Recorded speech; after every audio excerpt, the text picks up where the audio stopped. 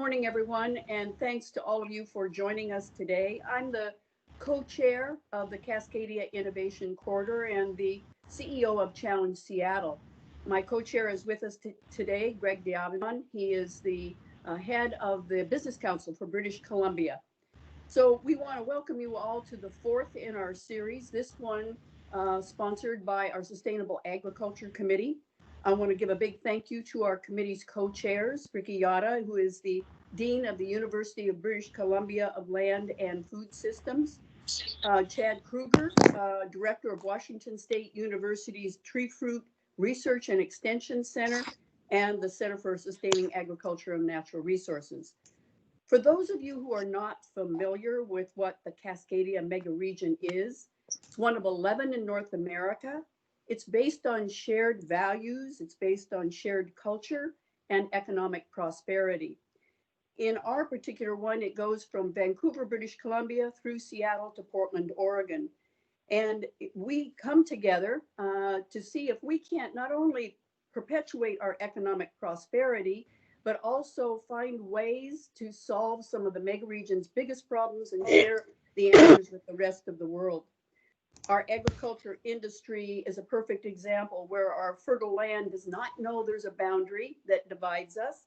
And also we have a shared value in the importance of local food supply. We've all gone through a horrendous experience, I'm sure, with COVID-19 and its impact on the supply chain from anything from PPE to eggs. And as many of us enter into this new surge period that we're experiencing, we want to analyze those things that drove that food supply chain and the impacts that it had. And we also want to talk about how we can prepare ourselves so those impacts do not happen again in the future.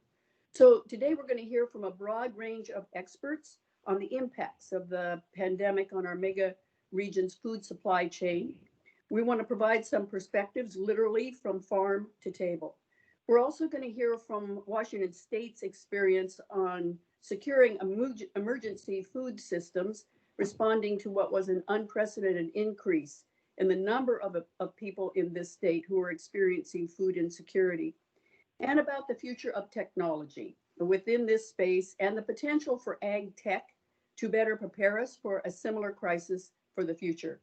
So with that, I'm going to hand it over to Rickey Yada. He is the co-chair of our Sustainable Ag Committee, and he's going to first address with us the committee's work and today's events. Rickey?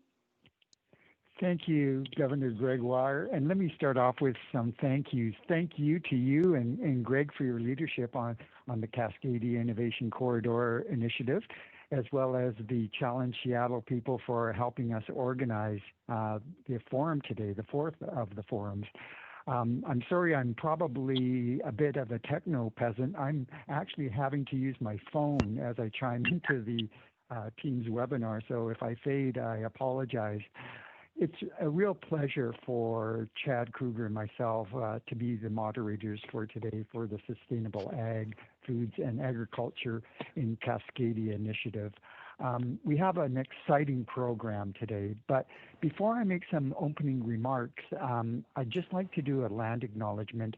At UBC, it's become a tradition, and I'm here at the UBC Point Grey campus, so I'd like to acknowledge that being here, we're situated on the traditional, ancestral, and unceded territory of the Musqueam people. And I'd also like to acknowledge that you're probably joining us today from many places, near and far, and to acknowledge the traditional owners and caretakers of those lands. So with that, I'm going to make some opening remarks, and hopefully they'll be short so we can give time to our wonderful speakers. So I think we in the Cascadia Corridor are blessed with being one of the most productive ag regions in North America, but we have not been immune to the effects of COVID. Fortunately, food production, processing, and retailing were declared essential services, but the impact did not spare certain sectors. And today we have Miru Dalwala talking about the impact on food service, restaurants, hotel closures. And we're really privileged today to have three speakers who cover the full spectrum of the agri-food initiative. And we have a special guest today, Karn Manis, who will be speaking to us about his company, Terramera, and that'll be a great segue into our second session. Now, as we look down upon the COVID impact, I think various issues arose for me among many, and I'll just mention a few. The importance of local food supply and food security, I think, came to bear. The whole restriction of global foods as borders were closed, panic buying by consumers, supply chain issues where we saw possibly the dumping of milk and the use of potatoes as expensive fertilizer. Labor issues became a real issue, and I think Parm Baines is going to be talking a little bit about that. There were some good things, the rediscovery of cooking, and I think, as I think about my own children who thought cooking is just microwaving things, but we did rediscover cooking. But come along with that, there were some downsides, a lack of physical activity, and possibly some of the chronic diseases coming to bear. Things like obesity and chronic and type 2 diabetes, I think, were an issue. I think what I'll say is that out of a challenge came some opportunities around resiliency and pivoting around innovative products, technologies, and processes. So without further ado, I'm going to turn it over to our first speaker, Parm Baines, who, in addition to all the wonderful things that you can see in his CV, happens to be our chair of our faculty advisory board. So thank you, Parm. I'll just remind speakers that we have around 3 to 5 minutes. And I think there'll be a reminder around 4 minutes that there'll be 1 minute left, and this will allow for a Q&A at the end. So Parm, over to you. Thank you, Ricky, and good morning to everybody. Glad to be here to be part of the forum. So I'm going to have to go into overdrive to try to cover as much as I can in 3 to 4 minutes. As you can see from the first slide, I'm covering the impacts of COVID-19 on BC blueberry industry and the Westbury farms. Next slide, please. So again, the 3 areas that I'm going to be covering. Next slide, please. So just a quick overview of our industry. BC blueberry industry, it's the 5th largest producer globally. And in Canada, BC produces 95% of the high bush cultivated production. And we have our main market is in the US and then, of course, the Asian countries. Westbury itself, we bought our farm in 1989 and established Westbury Farms in 1997. And it's a family-owned operation with my wife, Satwinder, and our 3 kids and our 1 grandson that we have. The farm operations side, we employ about 50 people during the harvest season, which is from July to September. And then on the fresh and frozen Westbury packing processing side, we employ about 150 people there. And our markets, as I mentioned, the US and into New Zealand, Korea, Japan, and other Asian markets. Next slide, please. So the impact on industry in Westbury Farms, I'm not going to go line by line. I'm going to basically amalgamate everything, and otherwise I won't be able to get through all of it. As the season started, but pre-season in March, as Georgia and Florida started processing, we started to get initial indications that the retail fresh market sales were down. So that worried us, our season being June, from July to September. But as the production went into the Northwest side with California starting in May, June, the retail sales started to pick up as we got into Oregon, Washington, and BC. So part of that reason was that as the food service sector closed down, it allowed people to be cooking at home, and blueberries having a health halo around it really helped us in that cause, that associating healthy food, and people under COVID-19 wanted to ensure that they practiced healthy eating. We had a lot of challenges as the provincial health officer put in orders for we being essential services. We had to start out with initial entry points, checking body temperature, asking the key questions of our employees. And then with 150 employees, we normally would have 1 or 2 shift times to start. But under COVID-19, we had to stagger that and have 5 times bringing in smaller crews to start off. And then in addition to that, our coffee breaks and lunch breaks were also staggered. They're normally inside, but we had to acquire and purchase tents so we could have open lunch breaks and coffee breaks. In addition, the weakest link was that we learned that people are tendency to socialize and get together, and that was during the coffee breaks and lunch breaks, and we had to hire additional staff to ensure that didn't happen. In addition to that, continuous sanitization of our washroom facilities, doors, and other contact points. We had to bring in plexiglass to divide the staff. The productivity went down by 25% to ensure that we were able to maintain our social distancing, etc. Let's see, food processing, supply chain disruptions, I've covered that. Markets, it was encouraging to see that the frozen retail sales in March, they jumped up quite a bit, just what I explained to you, the health halo around blueberries. People, once the food sector, restaurants, food service restaurants, etc., were closed, there was a tendency to stock up, not knowing when they will be able to go back into the stores, retail sector. The e-commerce really picked up. We noticed we supply to Save on Foods locally here, and those stores that weren't set up for e-commerce, they had to adapt to that. People just not wanting to come out, just fear of contracting COVID. I think I'll leave it at that. And Rickey? Thanks, Parm.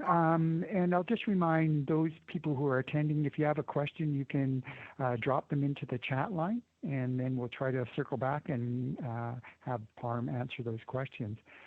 So thank you, Parm. Our second panel member is a longtime friend, Miru Delwala. And if you've never had the pleasure of eating at Vija's, which is an iconic restaurant in Vancouver, I hope when travel restrictions get loosened, you'll have an opportunity. So one of the industries that was heavily impacted was food services and restaurants. So Miru, I'll turn it over to you. Hi, everybody. Can you see me and hear me fine? So my name is Miru, and I am the co-owner of Vija's Restaurant. And so Vija's, we consider ourselves an institution in Vancouver. We're over 25 years old. And we have, 2019, we did annual revenues of about $5 million, above $5 million, about 50 staff members. And we also consider ourselves pioneers in the restaurant business in terms of our sustainability, in terms of our climate change footprint. And in the restaurant business, we consider the whole, we call it the holy triangle, which is our food cost, our labor cost, and our overhead cost. To this, as the co-owner and running the food and the kitchen sector of the restaurant, I changed my triangle into a square, and that becomes the food cost, the overhead, the labor cost, plus my environmental cost. one thing in the restaurant business that a lot of people, we glamorize it, but we don't talk. It's very expensive for us to be sustainable. So it's way cheaper for me to get easy chicken, free run easy chicken versus chicken from a local farmer here. It's a lot easier for me to save money in terms of seafood. And in the past 10 years, especially, I have really tried my best to balance out demand for local produce, running a viable restaurant, but supporting as much of local British Columbian, not just produce, but foods, and having customers pay for it. So number one priority is seafood. My number two priority are meats. My number three priority is dairy. After dairy comes produce. Produce is easy in British Columbia in the summertime, and then is the dried goods. So it was a very good balance, but the problem happens is for us with the pandemic hit is we are a fine dining restaurant. The average cost of a meal at Vidges for an entree is about $30. The demand was there, everything is fine, but then all of a sudden the week leading before the pandemic, while we're all kind of listening to the news of what's happening, restaurants are running as if nothing has happened. So, we're still crowded. We're approaching our tourist season, which is April. It starts here in Vancouver with the TED conference, but end of April, all the way through Labor Day. And again, in the restaurant world, I need to remind everybody, this is where we make our money that takes us through the year. And so, we're paying attention to the news, but then even the government didn't quite know what was going on. So I'm not blaming anybody, but all of us were caught up in this hurricane. And suddenly I realized on a Monday morning that I can't wait for any government announcements. I need to shut down Vidges Monday evening. I think it was March 15th. I just realized my staff is not safe. Bottom line, that's how I felt. My staff is not safe. We shut down, but the thing is, then this new word started happening called pivot this, pivot that, pivoting. And the problem with the restaurant suddenly was if we were not accustomed to the takeout delivery method, we had a lot of food waste. We had a lot of food that was already cooked, ready to be served. The farmers, the smaller the farmer, the more you wish to support that farmer, but the harder it was to figure out, okay, now the chain, the dominoes effect that happens with small farmers, inventory of food. We were carrying more inventory of some things and not enough of other things. And I would say that combined with the panic buying of the consumers there, we had 2 weeks of just utter chaos, 2 weeks of panic. And that was a real learning experience for all of us. Another thing about me, which I have to say here, is Vidges is very different in that in our 25 years, I cannot separate the ethics of my staff and the ethics of my climate change footprint when it comes to food. It's the social justice way of running the restaurant, I suppose, because of my own background, immigrant Indian in 1969. So my entire kitchen staff is Punjabi women, all new immigrants, 100% of them with zero kitchen experience. Every single one who they all started off as dishwashers, including myself. And I have zero turnover in the kitchen, virtually zero. So I have I would say about 35 long-term staff that have been working with us for over 25 years. So there is a very, pardon? Sorry, just 1 minute left. Okay. Yeah. So for us, when COVID happened, there was a big hurricane in terms of staff and inventory, food, and finally, we had no means of selling our product because we were not a takeout delivery restaurant, and I wasn't really quite sure how do you switch over from a fine dining restaurant with no takeout and delivery to unpaid invoices, no future income coming in. How do you make that change, keep the staff, and really, how do you become a team in this local sustainable food world where one was supporting the other the best they could without falling apart. Thank you.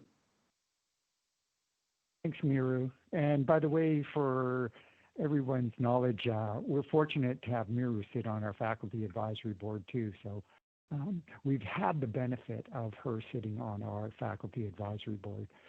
I'll let you fill in the blanks. Our third speaker in our panel is Derek Sanderson, and Derek comes to us from the Washington State Department of Ag.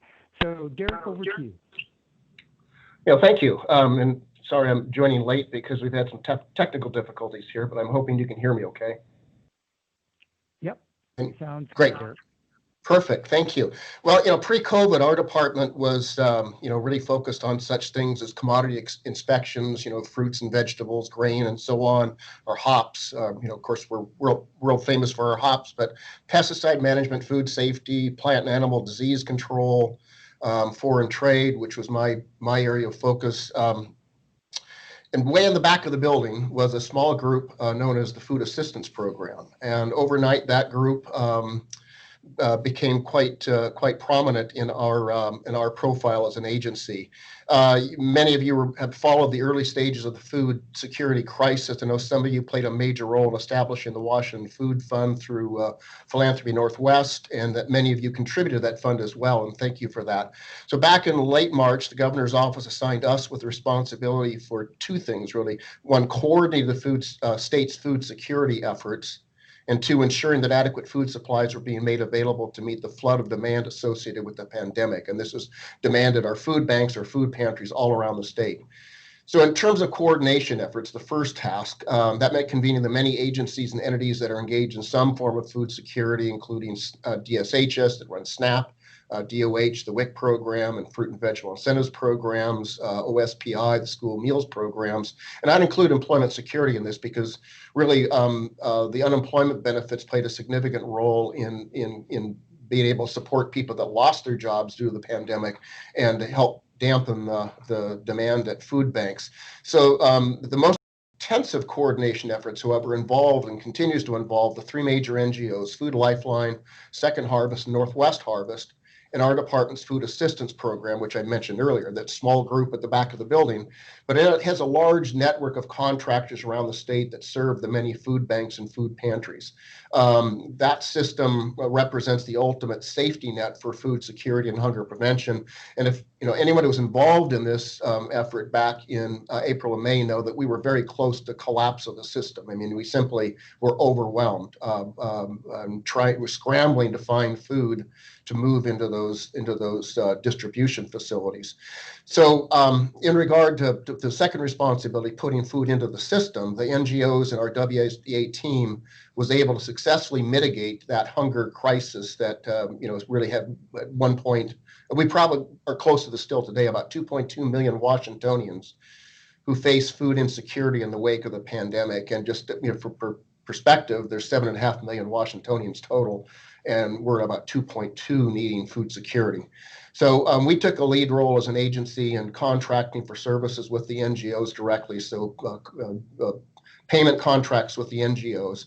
We procured ourselves emergency food, the boxes for the food box programs, PPE to keep the workers at those facilities safe, and also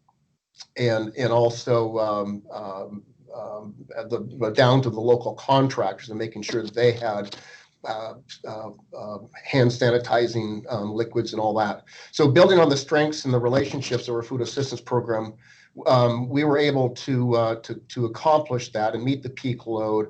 And since April, we've secured about $90 million in coronavirus relief funds, as well as supporting the launch of the Washington Food Fund through Philanthropy Northwest that I mentioned previously. And that raised about $12 million to invest in the emergency food response system. So it's been a huge effort that's ongoing. We're certainly not seeing any end in sight. And I think the last thing I'll mention is that early on in this, we were moving mostly shelf-stable foods, canned fruits and vegetables, boxed macaroni and cheese, that sort of thing.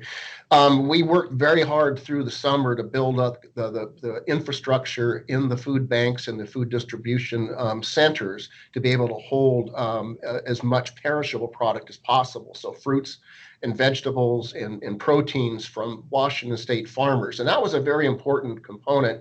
We were able to pivot from the shelf-stable to our own products, our own state products. And that's a win-win because we helped the underserved population, but we also helped a lot of small and medium-scale farmers to survive who would ordinarily have been displaced from the linkages they had to the consumer.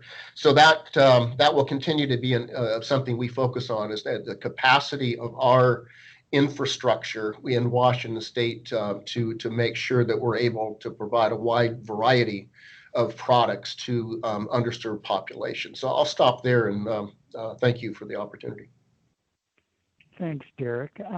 Cheryl, if you could let us know how many minutes we have for the Q&A. Sure, I think we've got about 10 minutes.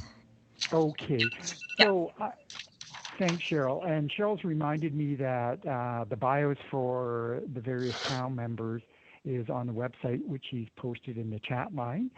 And Cheryl, I think what I'll do is, I know that there's been some questions, and I think Rick asked a question about cross-border things and how to make them easier. I hope when restrictions are relaxed, but maybe what I'll ask each of the panel members to talk about are lessons learned, the long-term impact on the supply chain, and what policies or new protocols need to be considered to ensure resiliency going forward. So with that question, Parm, do you want to take a first crack at that? What were the lessons learned, first of all? Parm, we'll just ask you to unmute yourself first. Okay, good. You can hear me? Yes, thank you. Yeah, as Miru in her presentation indicated, the chaos that was created, so much was unknown. We had so many issues with foreign temporary workers, trying to get them and then our local worker staff. A lot of those, it's an elderly population from the South Asian community. A lot of them had gone on holidays to India, and with the lockdown there, they weren't able to get back. That impacted the availability, and then along with, once the provincial health officer came up with the orders on the social distancing side, PPE, and all the other requirements that were needed. So it was really a huge learning curve on the farming sector and on the processing sector, that we had to really engage and be innovative. As I had mentioned, our productivity went down by 25% of the packing plants. We had 25% less foreign temporary workers that we needed. So we had to work longer hours and be creative with our ingenuity and bringing in. We have a lot of the technology side, color sorting equipment, and all that. But the farmers, with a lack of pickers, they had to resort to mechanical harvesting, which meant lower returns for them from a lower grade product that was frozen. So those are lessons learned, and we will be forging ahead, having learned from that, how to compete for the next season coming up. Great, thanks, Parm. What I hear, Parm, is there's a great opportunity for ag tech to step up here and improve of various processes. So thank you, Parm. Miru, do you want to take a crack at the question? Lessons learned and long-term impact on supply chain, which you had to deal with? Yes, it's unmuting right now. Can you hear me? There we go. Yeah. For us, I consider myself to have two different suppliers, right, for my foods. One is Cisco. Okay, Cisco can do magic for us. You know, The other are all of the small farmers here in British Columbia that we support. And I'm very idealistic when it comes to the small farmers, and I'm very practical and business-minded when it comes to Cisco. I think what I've learned is we restaurateurs, we need to have piggy banks. So when something like this happens, we have funds to rely on. So we don't just cut off the farmers. All of a sudden it's like, oh, sorry, I can't order from you anymore because my revenue has just stopped. You can't freeze local produce the same way, like Parm was talking about frozen blueberries necessarily. I can keep a lot of canned goods. I can keep a lot of dried goods. I can't freeze milk. I can't freeze any whipping cream. I can't freeze a lot of various foods. And I felt that I really did let down my local farmers in that aspect. So number one lesson is that. And number two lesson is restaurants, we need to manage our inventory more carefully and not just be so confident that, oh, yes, the revenues are coming. We are too month to month in our industry. We rely too much on future revenues to pay for last month's or the previous month's bills. Great. Well, thanks, Miru. And finally, Derek, lessons learned, long-term impact? Yeah, I actually, what Mira just said resonates with me. I think to start with, pre-COVID, we were sort of at a 10-year low in demand for food assistance to underserved populations, probably smallest at that point. But rapidly, as I said, went from about 850,000 people needing help to about 2.2 million. We just really didn't have a coordinated food security system in this state. It was sort of an ad hoc, sort of a lot of people engaged, but really no coordination. And I think that came through loud and clear early in the pandemic, where suddenly we realized that the supplies of food around the state for food banks and food pantries was diminishing rapidly, and they weren't being replaced. And so we had to scramble to create that sort of coordination and organization very quickly. To basically, it was a major mobilization to be able to meet that. Long term, what we need to be looking at is better coordination, but certainly this idea of having the infrastructure in place, having reserve capacity to be able to meet surges in demand. It's extremely important going forward that we address that. We've done some, as mentioned, we've done some things with providing cold storage and refrigerated trucking around the state. That helps, but I think there's to invest more in that general infrastructure. The other thing, and this is a little bit of a change in practice. Some of this was going on before COVID, but we certainly have put this as a very high priority right now, and that is developing reserve capacity. We need to operate our distribution systems like a water reservoir, where you have water coming in, water going out. Well, food needs to come in and food needs to go out, but you need to have a supply of food that's relatively stable, that's there to meet that peak demand. Of course, that's going to be shelf stable by just by design. That would be the way it would operate. But by having the additional infrastructure for refrigerated capacity and having more shelf stable capacity in the system, we should not, I hope we never get into a situation like we were in April and May, where we simply were scrambling to meet to meet demand, very close to failure. Great, thanks, Derek. Derek, I see and the rest of the panel members, there's a number of questions, but I think we're getting close to time, Cheryl, if I'm not mistaken.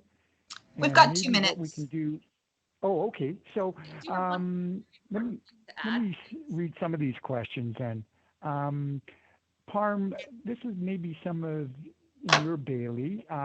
Ralph asks about what additional services are now offered the ag workers and their families that are now described as essential.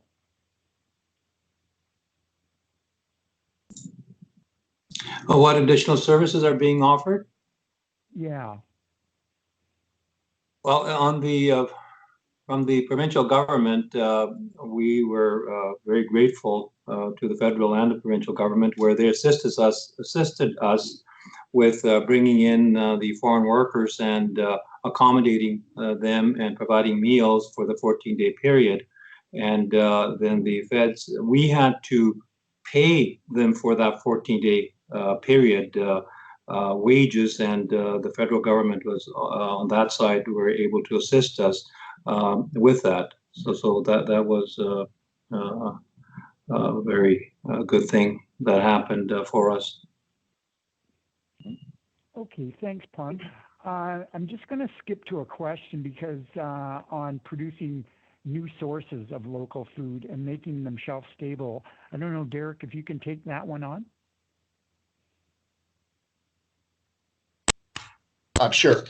Yeah, we've actually been talking to another number of large food processing facilities in Washington, and also we approached USDA in that regard. Right now, when USDA delivers food through their the TFAP program, or the Emergency Food Assistance Program, they're providing us with raw product.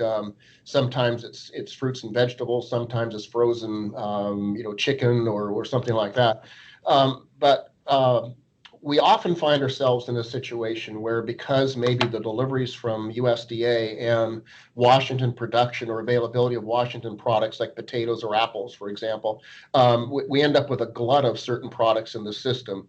And we're very interested in pursuing the notion that you could, if we could get USDA to deliver in bulk quantity rather than in apples in a 5-pound bag, but in semi-loads that we're able to go directly to a processing plant and convert it to a shelf-stable form. I'll use apples again, apples to applesauce, for example, that would then become a shelf-stable product. We're wanting to pursue that as a major innovation in the way we do business and food security. So yeah, we're very excited about the prospect of making that kind of change in operations. Thanks, Derek. There was someone who had raised their hand, and I'm sorry, it was just two initials, MM. So I don't know if you want to unmute yourself and make a comment before we pass it over to Karn. Ricky, I think Miru had something to add. Sorry, Miru. That's okay. Was it you, Miru? Yeah. Can you hear me? Yes. Oh, yeah. Sorry, Miru. I forgot. When we reopened, there was such a discrepancy in terms of the cost suddenly of the food we were purchasing. And the costs I was given upon opening were very, very different and much lower than the raise in the cost of the foods about 3 to 4 weeks later after opening. I'm talking about end of May, early June. There's a big discrepancy in pricing. And I think that's something else we need to look at in the future. Thanks, Miru. Gail, I see there's a question around ag tech, and I think this is exactly what Karn's going to talk about.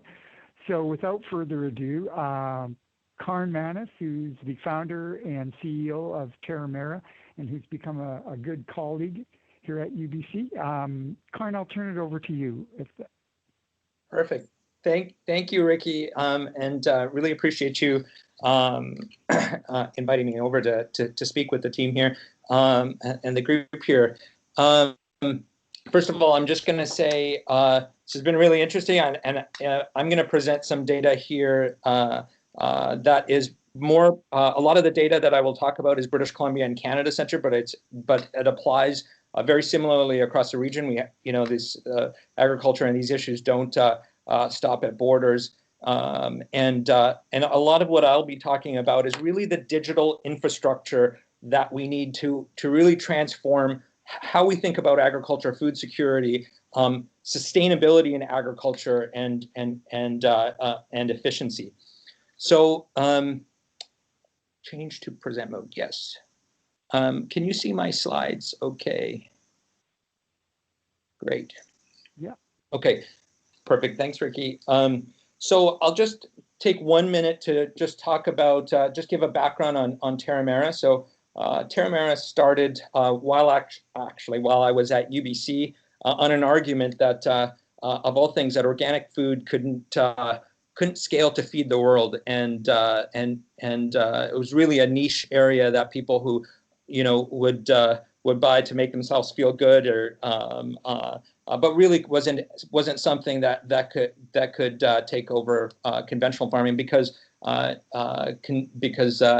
organic inputs could never be as effective as conventional synthetics, which makes no sense from a biological perspective. I mean, trees and plants have evolved over tens of millions of years, some of the most sophisticated methods of being able to protect themselves naturally and thrive in some of the most difficult conditions. So what Terramera started looking at is trying to understand, using technology, the barriers to how we scaled agriculture more efficiently, and how it could be done more sustainably as well.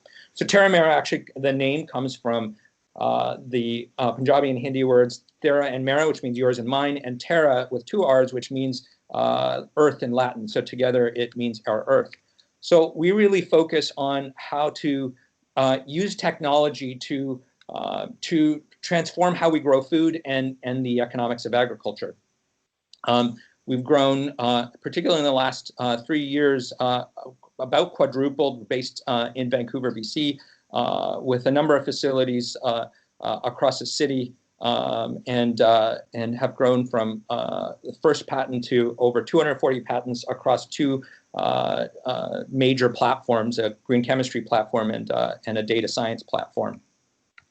That we use that to build across 3 sort of audacious goals for the end of the decade. Really, how do we use these technologies to reduce global synthetic pesticide load by 80%, in agriculture, increase per acre farm productivity by at least 20%, which, if we could achieve that, would be enough to feed enough, increase soil organic carbon by 100%. That's mostly what I'll be talking about, that last one here today.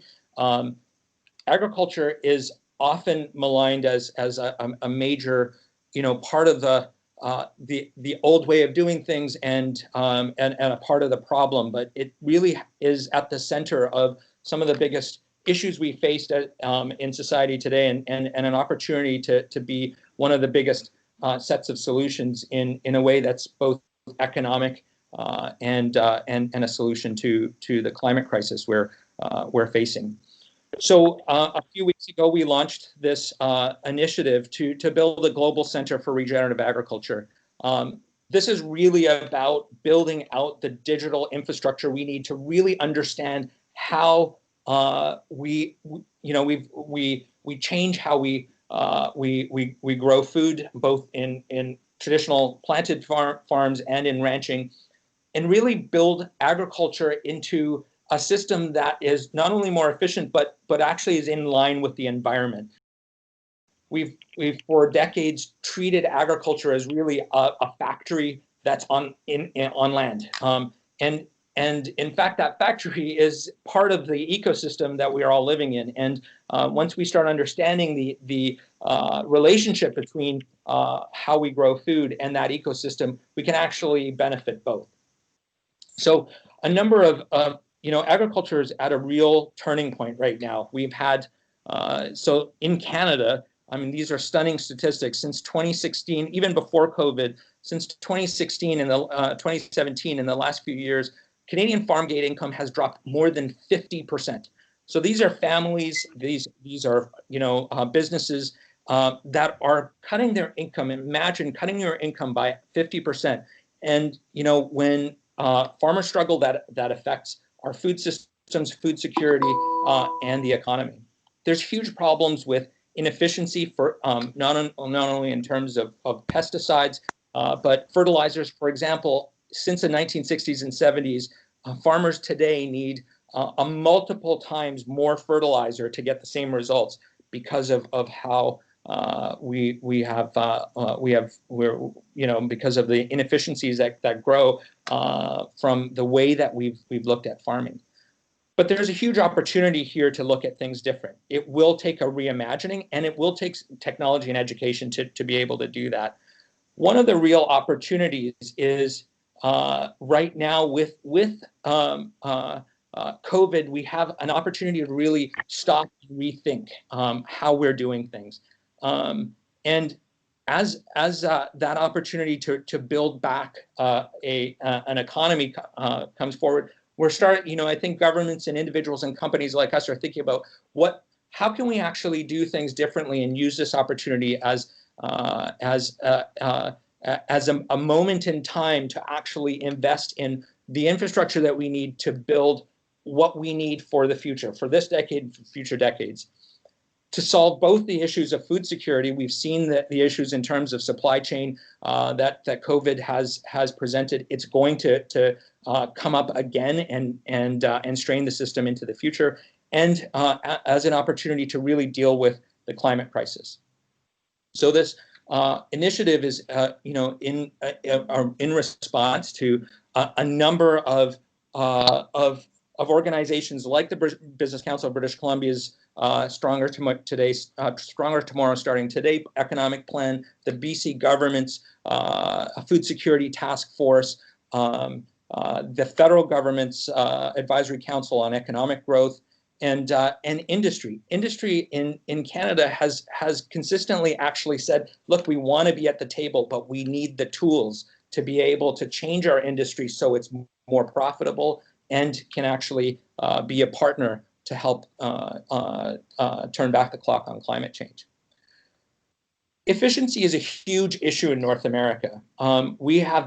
Agriculture hasn't changed that much apart from mechanization and seed genetics over the last 50 years. In North America, we have built a system based on convention, and as a result of it, it's not a very efficient way of doing things. So you look at the Netherlands, where they combine agriculture and knowledge industries, engineering, and their focus on efficiency. You see over 150 times greater productivity for every acre of farmland. Now, everyone thinks about the Netherlands as their innovation in glasshouses and greenhouses, but it goes across the board from greenhouses to field agriculture. The Netherlands has really paved the way. You look at the largest agricultural economies and exporters in the world. Canada is one of the largest sources of farmland and a major player in global exports, but it's sixth behind the Netherlands, which is the second largest with their 2.5 million acres of farmland, second in the world as a second largest exporter. So there's a huge opportunity just to increase the efficiency of Canadian agriculture, even at just 10% of the Dutch rate. That would be over 2.5 million new jobs and over $8 trillion of economic activity. BC falls even further. The Dutch are over 400 times more efficient. So huge opportunities here to build out efficiency. And one of the opportunities is to build it out in a way that is not only using engineering, digital infrastructure, and efficiency, but actually doing that in a way that is regenerative. We know that regenerative techniques are actually more efficient and actually generate higher productivity. And I'll go. I have just a couple minutes left, so I'm just going to go into that. So we've built out this plan to build out a regenerative agriculture hub. We work together, collaborate with Microsoft on that, and what that looks like is actually the data pieces that are needed to actually understand and build out the transfer learning to understand the data that we're getting from the field. So it's both building out the digital infrastructure for the field, as well as the labs and growth chambers that we need to build out the transfer learning so we can build very strong deep learning, a deep learning chassis for the machine learning and AI engines to understand the complex relationships in agriculture. So we've been in discussions with a number of partners, including the provincial and federal government, on building out what would be the world's largest regenerative farming initiative. If we're successful in this, this has an opportunity to actually start drawing down the carbon that's actually that we have as a debt in the atmosphere into the soil where it belongs, where it actually makes agriculture much more efficient. So regenerative agriculture is really a system of that focuses on techniques and tools to actually build up soil and generate soil or regenerate soil, and help build out tools and techniques that help carbon be pulled into plants and then down into the soil, where it improves the soil with every single growing cycle. The effects for both society and the farmer are pretty significant. There's a lesser need for chemicals, lower erosion, but also increased profits, better nutrition that comes out of better plant health, and a lower need for pest control and fertilizers. This has been scaled out commercially across a few different places over the last few decades. It's one of the famous farmers is Gabe Brown, who moved from the coast to a family farm that he and his wife inherited in Bismarck, North Dakota. And he scaled these sets of techniques out over 5,400 acres, showing that it's not only more profitable. Most farms, if they make any profit at all, are making 10 cents to $3 an acre, compared to his average of about $100 per acre of profit. That's not revenues, that's profit. And in some cases, $900 per acre. So this has a huge economic benefit, but also a climate benefit. For every acre. Time, sorry. Oh, is that time? Okay, yes. Let me, Cheryl, if I can just take 30 seconds and I'll just, so one of the issues around scaling this is the technology to really understand what's happening in the soil. What we need to really understand is how we can actually give farmers the tools to understand what they do and how that affects soil carbon levels, and also carbon markets and governments to understand what's actually happening with verified soil carbon quantification that's at a cost that can actually be scaled. So that's what this plan actually breaks. We're using Agri-tech technologies to actually monitor and verify soil carbon levels as farmers implement different tools or inputs. What it looks like is a one or two actual facilities and digital infrastructure to mobilize farmlands around. This will happen the plan is to build this out over the next 5 years. And then allow it to start scaling much wider. So I'll leave it at that. I'm happy to answer any questions during the Q&A. Thanks very much, Karin, for describing what is a really exciting initiative. Cheryl, I guess we'll transition over to Chad. And then, yes. Karin, hopefully you'll be able to stay around for the Q&A after Chad's session. And before I move it on to Chad, I've been remiss in thanking Cheryl and the BC Business Council.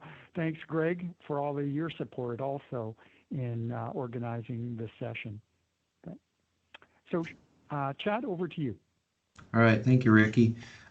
Couple of comments about the Ag Committee and the Cascadia Innovation Corridor. When we first came together and started talking about what the opportunities look like to engage across the border, one thing that was very easily recognizable was how much of our agriculture between Washington and BC straddles the border already. The berry industry, the tree fruit industry, the border is kind of an artificial separation on paper relative to where the plants actually grow.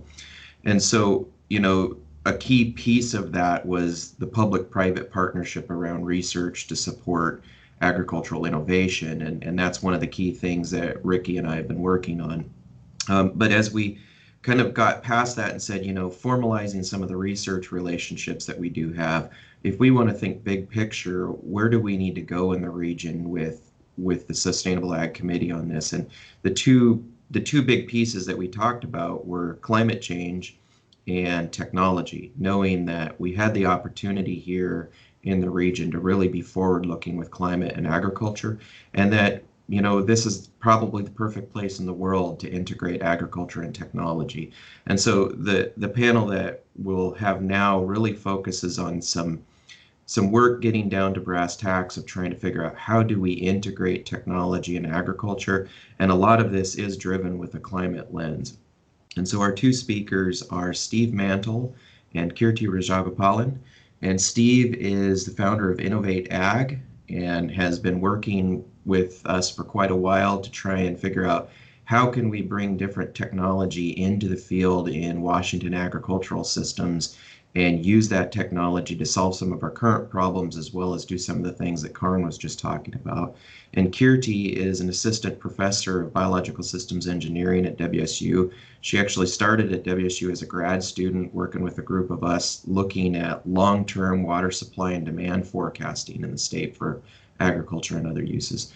So without further ado, I'm going to turn it to Kirti, or excuse me, to Steve to take us off. Thanks very much, Chad. And I think a screen share will come up here in a moment. Thank you, Lindsay. It's a pleasure to be here today. So again, Steve Mantle, Innovate Ag founder and CEO. Let's move to the next slide. So I'm talking basically about digital transformation in ag, and we'll start on really what are the market dynamics. There is increasingly this explosion in on-farm devices that are doing data collection. And with that, we're seeing increasingly fragmentation of data silos. We talked to some growers, we go back one slide, sorry, it is just kind of getting ridiculous. And that one grower, got some animation going in there, is doing is using as many as 19 different apps to make their decisions when they're looking at labor, chemical, planning on nutrients, water, irrigation, weather, and so on and so forth. We chose to ultimately focus on bringing data together from all these different sources and normalizing that data. And as I'll talk about in a couple of examples here, really bringing together the ecosystem so that they can better deal with less friction on data flow. Now, we focus first on permanent crops, and as been talked about with berries, an example, grapes, apples. We all know for Cascadia Innovation Corridor, these are kind of the go-to crops when it comes to high-value crops for our area.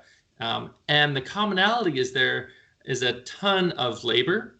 We typically see 60% or so of a grower's costs in that sector are tied to labor. 15 or so, maybe sometimes 20% of their costs are tied to chemical and nutrient application and management. And then a lot of time goes into water usage, water management. Many of these crops require daily water application as well, and there's a lot of room for optimization there. Next slide, please. So we were asked by the Washington Tree Fruit Research Commission to establish a smart orchard pilot, and we did called Columbia Reach Orchard of Pasco, Washington, in collaboration with researchers at Washington State University.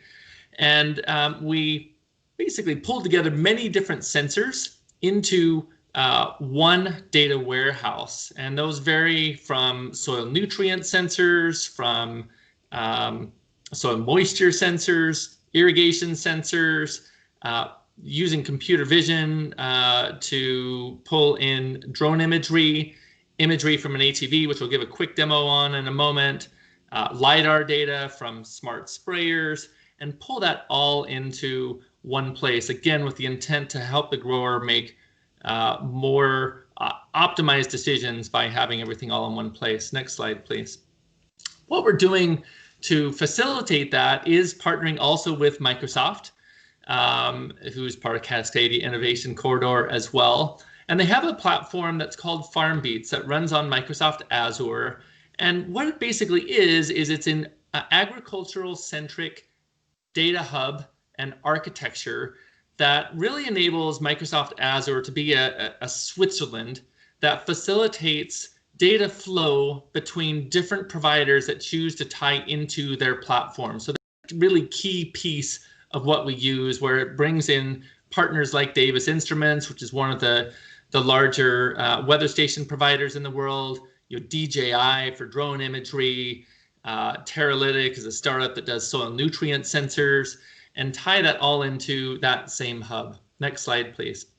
What we ultimately end up with then is data products that tie into different categories. So you can see on the left-hand side, you've got categories of data around weather, around soil and water, around tree and canopy. And some of these sensors really are fascinating. You've got sensors like Oregon State University is bringing in a sap flow sensor. Or there are companies out there that make dendrometers that measure the size of the fruit via a kind of clasp that sits on the fruit, and you can measure how that fruit expands throughout the season, and even how the tree trunk expands and contracts as it's basically doing photosynthesis and sucking up water out of the ground, and tie that in with some of the other data points with soil moisture sensors and so on. So we end up with these data products over on the right-hand side that bring a consolidated view again to growers to help them make those more informed decisions. Next slide, please. So go ahead, was it 1 minute? So through all of that, we asked WSU polled growers and asked them, hey, on this Smart Orchard project, how relevant is this to your operation today and the future? This is all apple orchard growers, and you can see we got really positive feedback. And the feedback across qualitative feedback was, look, please make sure that you're focusing on what's the impact on the ROI for us as a grower. Really interested on the irrigation impact, not only for water savings, but also by optimizing on water application and what that rate and frequency is and so on, that has an impact on the quality of the fruit and the crop. And then also enabling them to better compare the new different types of technologies and equipment that's coming out, and the data that comes from that is also a big value. Now on the right-hand side, this is a separate survey that was done with hundreds of growers across the United States. And the net here is one of the key things that growers struggle with is trust. Who's potentially going to use this data against us? And that includes concerns around government using that against them. And two, connectivity, we all know, is a huge challenge as well. And so how can we kind of address that? And so one of the areas that we're investing in is working with a group called the 5G Open Innovation Labs that's bringing together different providers. Rogers, TELUS are in the mix there as examples, T-Mobile and others, on providing connectivity out into rural areas, tying in edge computing, and really working to optimize things in a test bed. Next slide, please. So the key thing is coming back to the growers that you focus on. And you can have all this data collection where you're providing insights to growers and collecting data from all these different pieces and working with researchers at UBC, WSU, and others. But unless the grower already has, I would say, kind of a culture of digital transformation in their business, we're banging our head against the wall. And so we tend to focus on the focus that are the group that's focused there in that red square, and make more progress that way. Next slide, please. So wrapping up, this is a quick little demo, and it comes down to, again, based on who's using the data, and that includes some of the workers may not have a college education, may not even have high school education finished. They just need to be able to look at something that's as simple as like a Google Maps and understand, well, what's going on in this case, in my orchard or vineyard. So this is a view where we have an ATV that's driving up and down each orchard row.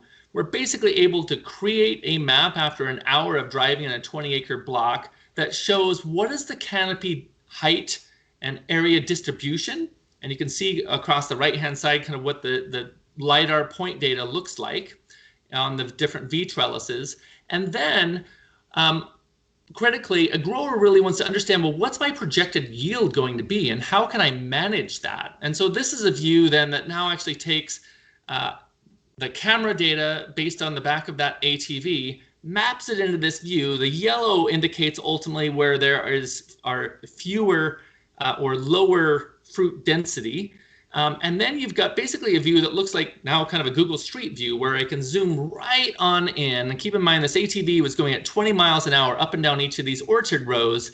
And I can look at what the attribution is that was done using machine learning to look at how many apples there are and where ultimately when it comes to labor planning, I need to think about when it comes to deploying thinning crews, chemical planning in terms of thinning applications, and then even where do I put bins and ladders and so on and so forth. Last slide. Ultimately, it brings together, this is just a quick summary of what we all need to think about as stakeholders on this call. First is digital data is first, shun analog, embrace digital, e.g. logbooks need to be thrown out the window. You can't really do much with that data because it's all analog. Data consolidation is key. Having a cross-discipline approach that includes working across growers, the others in the ecosystem, ensuring that it's set up for practical adoption, ROI, and involving students and those in higher education, which Kirti will talk about with some hackathon approaches here in a moment. Repackaging the data so that it can be used in different scenarios, robotics coming down the road, but make sure that the grower is in the driver's seat around adoption, and then call to action on the right-hand side. We need to make sure on the academia side that we've got more open data sets. On industry, it's about data standards and APIs and collaborating more. Government, we really need regulations in place to protect the data and build grower trust. And then for all of us, it's really focusing first on the grower and what is the impact for his or her bottom line. Thank you. Great, thanks, Steve. And I'll turn to Kirti now. Kirti hosted and managed kind of a fun project a couple months ago with a bunch of students, undergraduate and graduate students, a digital hackathon for agriculture, and she'll report on that.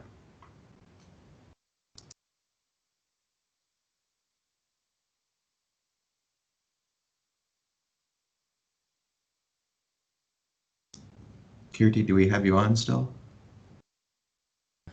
Sorry, I was muted. So yes, good afternoon, everyone. Thank you, Chad, and really happy to be here with this group today. And I'm here to talk about this event Chad and Steve alluded to, which we organized recently at WSU in partnership with the Cascadia Innovation Corridor, Microsoft, and Innovate Ag. Could we go to the next slide, please?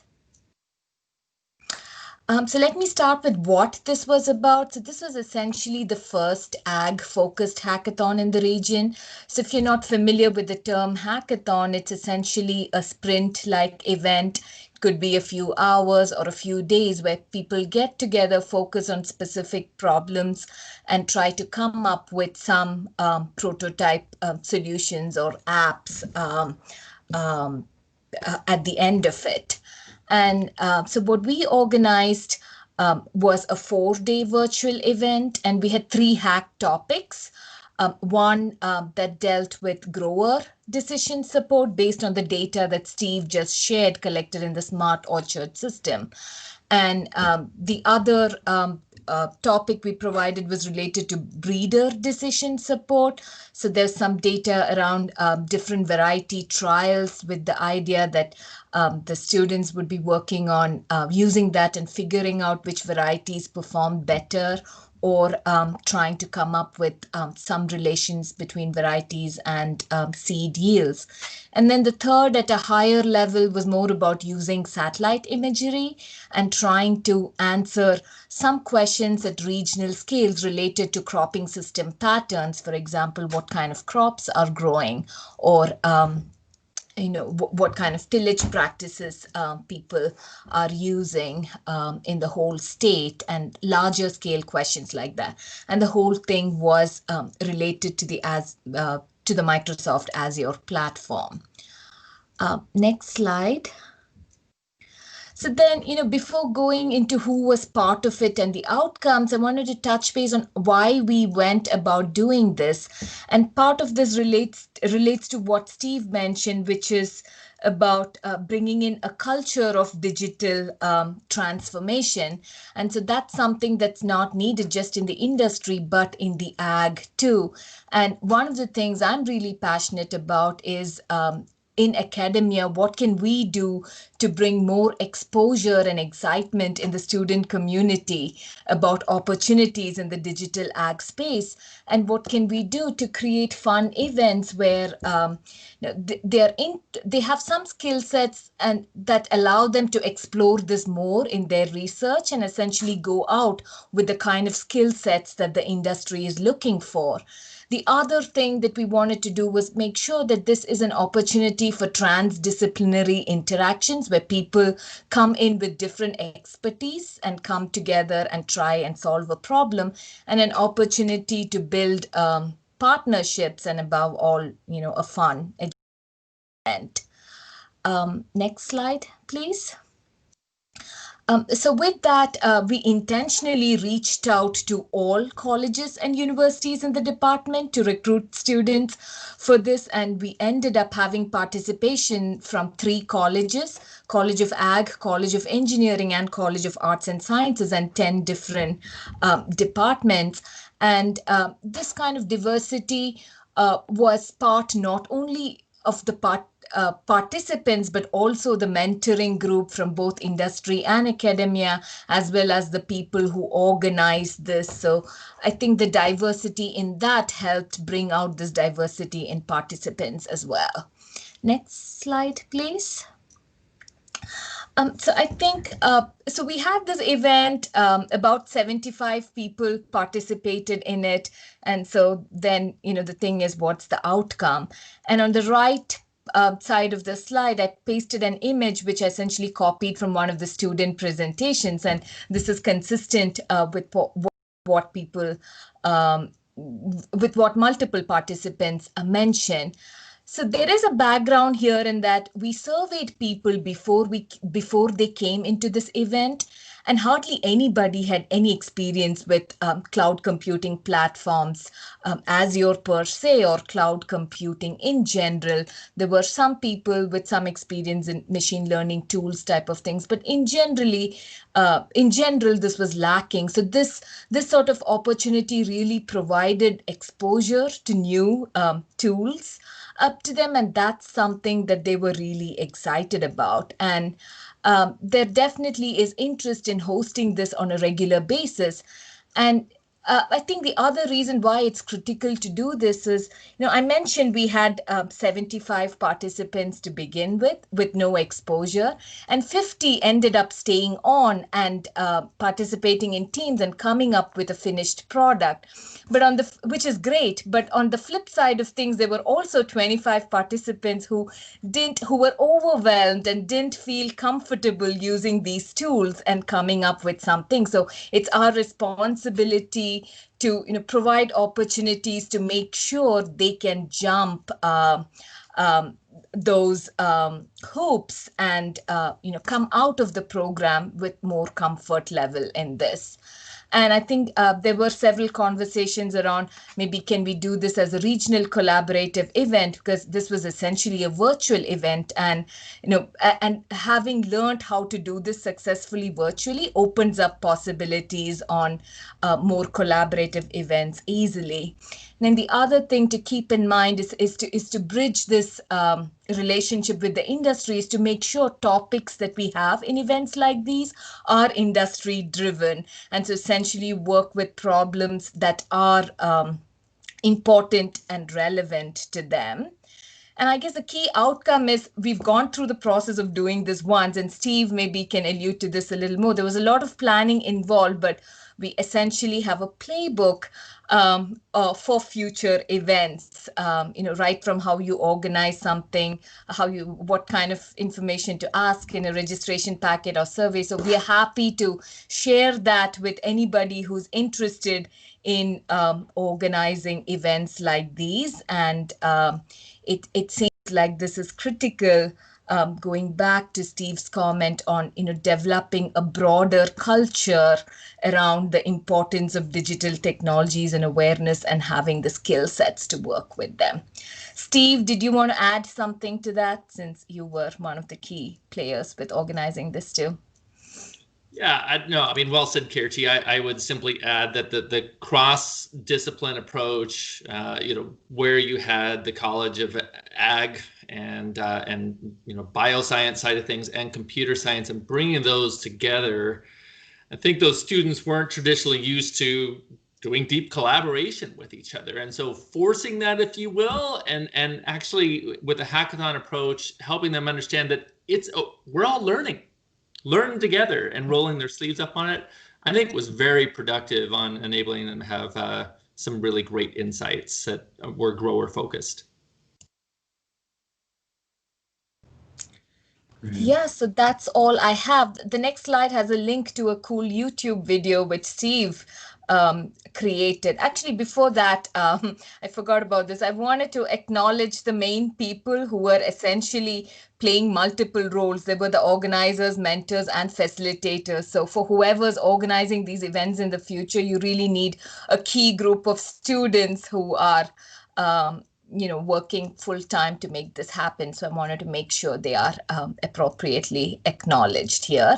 And then on the next slide, there is a link, and I'll paste this here. It's a cool video that one of the interns at Innovate Ag created compiling this event. So if you're interested, you can subscribe to the Innovate Ag YouTube channel and watch this.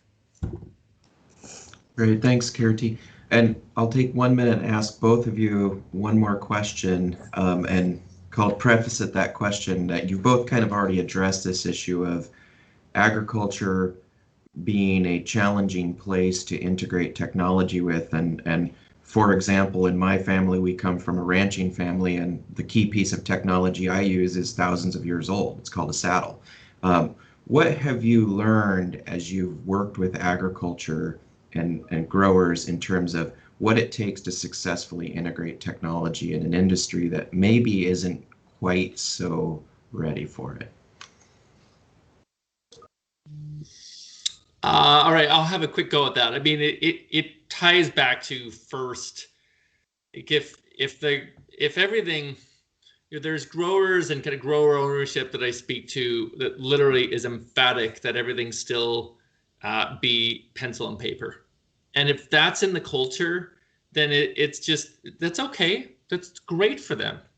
No disrespect at all. And it's worked for them and continues. If it continues to work for them, that's great. It's really kind of leaning in on where you basically have to have some level of digital adoption in the field by different users. And you ideally have some sort of data analyst on staff or on retainer or something along those lines, right? That ties in. Otherwise, you're going to struggle with adoption. Kirti? Yeah, I think to add to that from a student perspective or workforce perspective, I think the more in addition to just a data analyst, the more the broader workforce is at least aware of these technologies and knows how to ask the right questions or do certain things on their own, will help facilitate this in the longer run. And I think it's more about, we have to keep providing exposure, be it to the end user or the person in the middle or the students who are getting trained to be part of the workforce, and all of us. It's all culture, right? It has to be encouraging, and in some cases, maybe even incenting the front line, all levels within these organizations to really adopt and put their toe in the water and do that where they're not penalized for doing so. Great, thank you. And I think one thing, if I could add, Chad, I just remembered a term that you often use in the extension type of work you do, which is co-development. So the more these things are developed together from the beginning, I think the adoption part becomes easier. Well said. Yeah, excellent. Thank you. I had my pencil and paper father looking at virtual fencing technology driven by artificial intelligence earlier this week. So it can happen. All right. Well, I'm going to turn it back to Rickey for some closing Q&A. Thank you. Cheryl, I think we have a few minutes left. I saw a question in the chat line, and it was directed to you, Karn. It was about your connectivity to the digital supercluster, and one of the participants would ask for more details. Yeah, thanks, Rickey. So we work quite closely with the digital supercluster. We're, as a founding member of the digital supercluster, it's been great to see that focus on digital infrastructure to transform traditional industries like, health and mining, but also this focus on agriculture here. We have a key initiative we're leading through the supercluster on transforming crop health. It's in collaboration with a number of institutions and other companies, as well as with Agriculture Canada.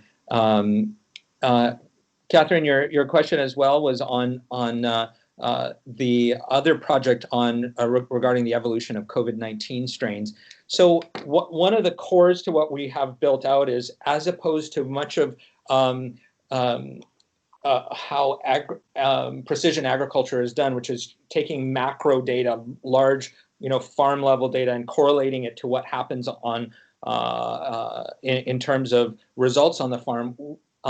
By the nature of how we built, looking at molecules and how they were affecting plants and where they were actually being taken up in plants, we took a very bottoms-up approach to understanding plant health and now soil health. So as a result, our technology, we at the core of it is computational chemistry and now more and more computational biology. But so that comes down to the computation of the materials we're using and key molecules that are of interest. So when we started by looking at, when we spray or add farm inputs, what's actually happening to them? How do we model those materials and see how they're acting with the plant or with the environment? And so we've been able to start tracking single molecules, and that's has helped us understand better how we can increase the efficiency of what we're applying onto farms, but also has evolved into us tracking plant health and quality aspects, like being able to, instead of using physical measurements, being able to automatically be able to use visual and non-visual data to track things like protein or protein contents, sugar content in a plant, and now soil carbon. That computational ability was what was tapped for the COVID-19 project. We obviously are using this capability for agriculture, but the same algorithms are what are taking in the data that researchers are using to understand different epitopes or variants, which is just a fancy word for a variance of COVID-19. So as COVID, the virus that causes COVID-19 evolves and mutates, what we want to do is understand what those likely different variants are, and our algorithms basically are pulling in the data from researchers as they're seeing what is changing, particularly in the spike protein, and how that will result in a different structure, and then we can provide that different structure to researchers to start thinking about not only how they develop vaccines and treatments for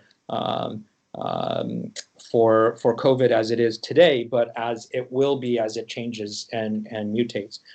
We're not changing our machine learning and computational platform. It's just being used for a different purpose. So I hope that, and that's done through the digital supercluster as well. Dr. Steve Slater represents us both on the board of the supercluster as well as on this as well as on the Cascadia Agriculture and Ag-tech committee. So he's either myself or Steve can plug are good people to plug in for more information on collaborations as well. Great, thanks, Karn. And I guess what we can do, Karn, is get yours and Steve's email address, and if people have further questions, they can contact you directly. So Yeah, okay. I'll put that into the chat.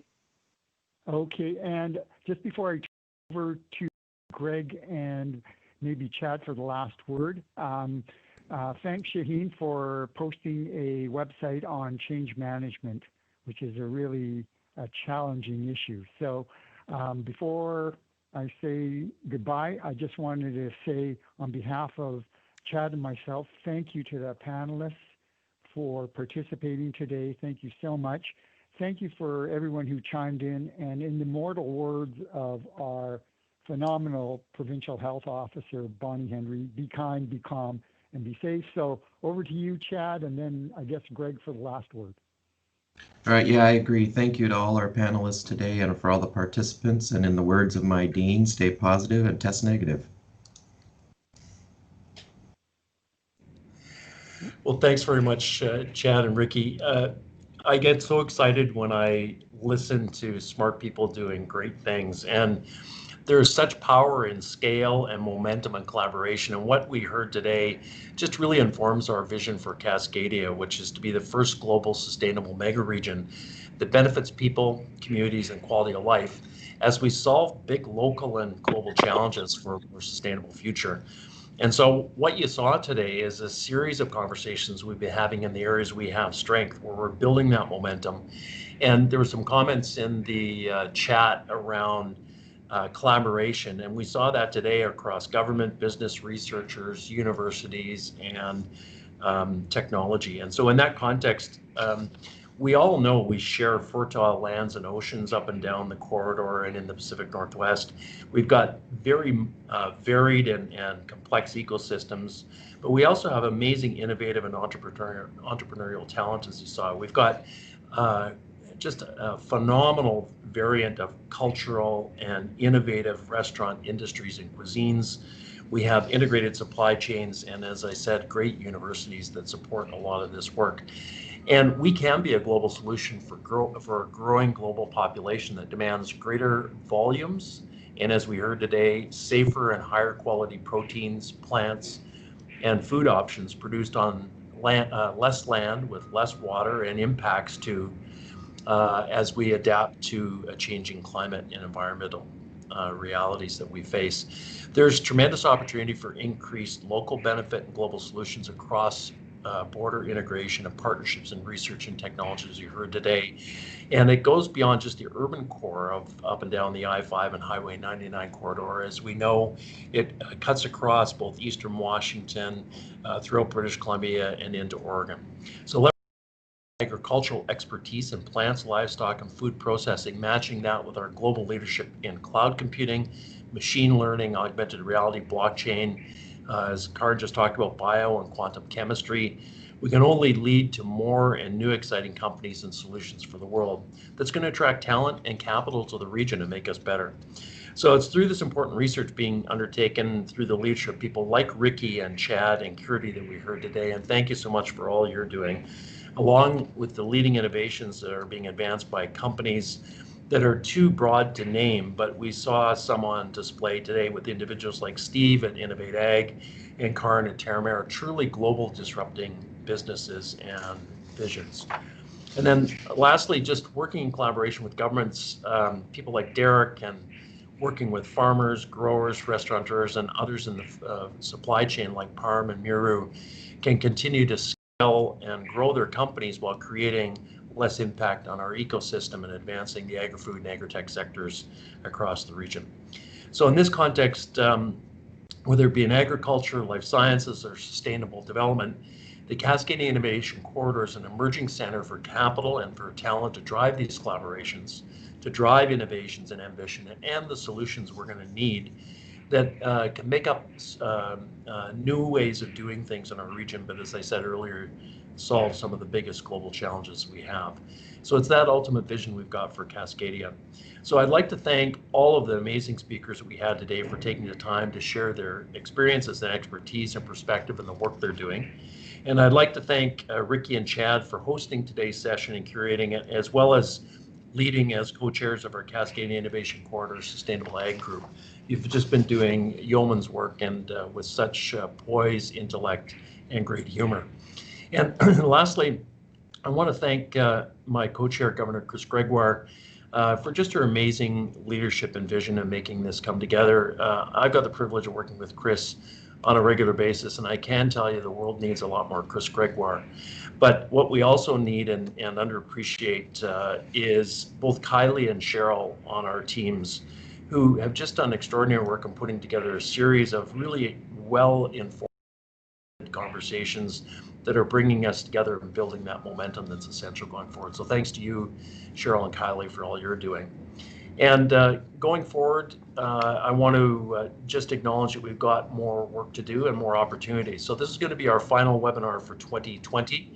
However, we will be launching some new series in 2021, and our first session will be on February 2nd on the amazing opportunity in life sciences, where there's work underway right now that are going to create cures for cancer, that are addressing infectious diseases, and building out on our massive strengths in Oregon, in Washington, and British Columbia that the world needs now and will need in the future. So with that, watch for your inbox for details, and I really look forward to meeting with you and continuing to build this momentum through Cascadia and the opportunity we've got to solve big world problems, but do it here locally. Thank you again for joining us, and have a great